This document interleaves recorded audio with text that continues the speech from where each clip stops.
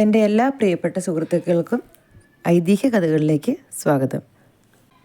ഹനുമാൻ പുരാണത്തിൽ ഇന്ന് ബാലഖിലന്മാർ ആരാണ്, വിദ്യാഭ്യാസം എന്താണ് എന്നൊക്കെ നോക്കാം.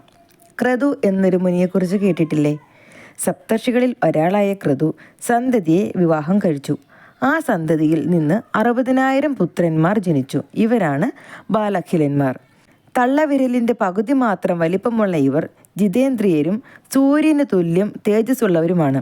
ഇവർ സൂര്യമണ്ഡലത്തിലാണ് താമസിക്കുന്നത്.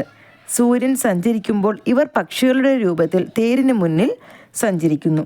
സന്മാർഗികളായ ഇവർ ദേവകാര്യങ്ങൾ നടത്തുന്നതിൽ ദേവകൾക്ക് തുല്യരാണ്. ഇവരുടെ തപസ്സുകൊണ്ടാണ് എല്ലാ ലോകവും സത്യത്തിൽ ഉറച്ചു നിൽക്കുന്നത്. ബാലഖിലന്മാർക്കൊപ്പം നിൽക്കാനുള്ള കരുത്ത് തനിക്കായിട്ടില്ല എന്ന് ബോധ്യം വന്ന ഹനുമാൻ സൂര്യഭഗവാനോടായി പറഞ്ഞു, സൂര്യഭഗവാനെ, ഞാൻ അങ്ങയുടെ മുന്നിൽ പിറകോട്ട് നടന്ന് പഠിച്ചുകൊള്ളാം. സൂര്യൻ അത് സമ്മതിച്ചു.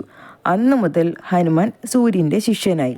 സൂര്യൻ്റെ ശിഷ്യനായി തീർന്ന ഹനുമാൻ അദ്ദേഹത്തിൻ്റെ സഞ്ചാരഗതിക്കൊപ്പം നടന്നുകൊണ്ട് പഠനം തുടർന്നു.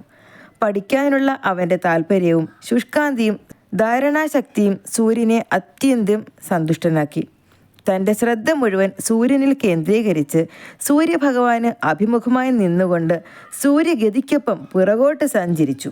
60 നാഴികയ്ക്കുള്ളിൽ സൂര്യനിൽ നിന്ന് സകല വേദങ്ങളും ഒന്നൊഴിയാതെ ഹൃദ്യസ്ഥമാക്കി. പഠനം പൂർത്തിയാക്കിയ ഹനുമാൻ ഗുരുവിനോട് താൻ എന്താണ് ഗുരുദക്ഷിണയായി നൽകേണ്ടതെന്ന് ചോദിച്ചു. അപ്പോൾ സൂര്യൻ പറഞ്ഞു, പഠനത്തിൽ നീ കാണിച്ച അത്ഭുതകരമായ ശുഷ്കാന്തി കണ്ട് എൻ്റെ മനസ്സ് നിറഞ്ഞിരിക്കുന്നു. ഇതിൽ കൂടുതലായി ഗുരുദക്ഷിണ ഒന്നും തന്നെ ഇനി എനിക്ക് ലഭിക്കാനില്ല. പക്ഷേ ഹനുമാൻ അത് കേട്ട് തൃപ്തി വന്നില്ല. അഞ്ജനാതനയൻ പറഞ്ഞു, അങ്ങ് ഗുരുദക്ഷിണയായി എന്തെങ്കിലും സ്വീകരിച്ചാലേ എനിക്ക് തൃപ്തി വരൂ. ഞാൻ അങ്ങയിൽ നിന്ന് അഭ്യസിച്ച വിദ്യകൾ എനിക്ക് ഫലം ചെയ്യണമെങ്കിൽ അങ്ങ് ഗുരുദക്ഷിണ സ്വീകരിക്കണം. ഹനുമാന്റെ പിടിവാശി കണ്ട് സൂര്യഭഗവാൻ പറഞ്ഞു, ഹനുമാൻ, നിനക്ക് ദക്ഷിണ സ്വീകരിച്ചേ തീരൂ എന്ന് നിർബന്ധമാണെങ്കിൽ ഞാൻ ഇതാ ഒരു ദക്ഷിണ ആവശ്യപ്പെടുന്നു.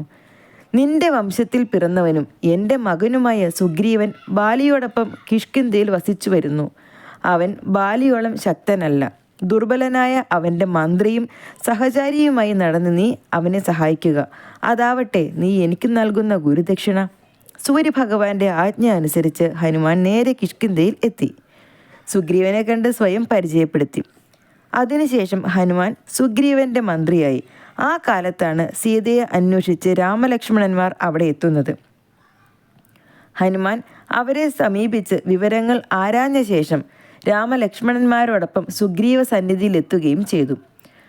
സീതാന്വേഷണത്തിന് രാമലക്ഷ്മണന്മാരെ സഹായിക്കാമെന്നും അതിന് പകരമായി തനിക്ക് ബാലിയിൽ നിന്നും രാജ്യം വീണ്ടെടുത്ത് തരണമെന്നും സുഗ്രീവൻ രാമനുമായി സന്ധി ചെയ്തു.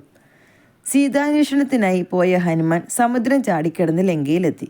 സീതയെ സമാധാന വാക്കുകൾ പറഞ്ഞ് ആശ്വസിപ്പിച്ചിട്ട് ഉദ്യാനം തകർക്കുകയും യുദ്ധത്തിന് വന്ന രാവണപുത്രനായ അക്ഷയകുമാരനെ വധിക്കുകയും ലങ്ക മുഴുവൻ തീവച്ച് നശിപ്പിക്കുകയും ചെയ്തു. ശ്രീരാമനെ ഹനുമാൻ ഇത്തരത്തിൽ വളരെ സഹായിച്ചിട്ടുണ്ട്. കാലനേമിയെയും ഗന്ധർവന്മാരെയും വധിച്ചത് ഹനുമാനാണ്. രാമലക്ഷ്മണന്മാർക്ക് വേണ്ടി ഹിമാലയത്തിൽ പോയി ഔഷധങ്ങൾ കൊണ്ടുവന്നു. രാവണ വധാനന്തരം ഹനുമാൻ രാമനോടുകൂടി അയോധ്യയിലേക്കും പോയി. രാമഭക്തനായ ഹനുമാൻ ചിരഞ്ജീവിയുമാണ്. രാമാവതാര കാര്യങ്ങൾക്ക് വേണ്ട സഹായങ്ങൾ ചെയ്തതിനു ശേഷം ഹനുമാൻ കദളീവനത്തിലെത്തി രാമനാമങ്ങൾ ജപിച്ചുകൊണ്ട് കഴിഞ്ഞു വരുന്നു.